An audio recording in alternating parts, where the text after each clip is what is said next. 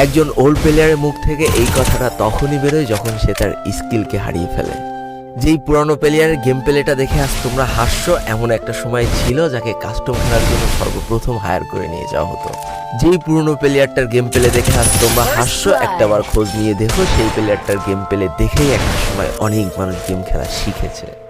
যেই ওল্ড প্লেয়ারটার খেলা দেখে আজ তোমরা তোমাদের গ্রুপে নিতেও লজ্জা পাচ্ছ, খোঁজ নিয়ে দেখো সেই ওল্ড প্লেয়ারটা কোনো একটা সময় কোনো একটা গিল্ডের লিডার বা অফিসার ছিল। যেই ওল্ড প্লেয়ারটা আজ তোমাদের রিভাইভ দিতে যেতে ভয় পাচ্ছে, মনে রেখো একটা সময় ছিল যখন এই প্লেয়ারটাই পুরো মাঠ একা ফাঁকা করে বুইয়া নিয়ে আসতো।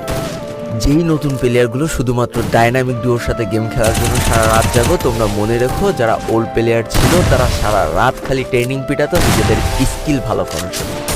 আমি জানি আজকের দিনের যারা অন ট্যাপ মারা প্লেয়ার তারা কখনোই ফিল করতে পারবে না যে বসে জুম করে উঠে হেডশট মারার মজাটা আসলে কি ছিল। আমি জানি যেসব ওল্ড প্লেয়াররা এই গেমের থেকে হারিয়ে গিয়েছে তারা এই গেমটাকে আজও ভালোবাসে। জীবনে এমন হাজারো ওল্ড প্লেয়ার আছে যাদের